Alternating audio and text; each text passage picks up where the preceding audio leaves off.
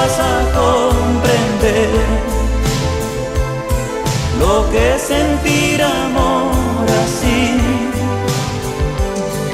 Querrás que no se rían más de ti o no causar tan solo lástima.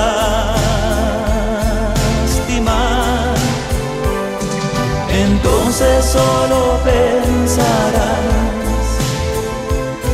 si siente el mismo amor por ti. Si aciertas tú por fin serás feliz, pero si no entre un llanto pensarás.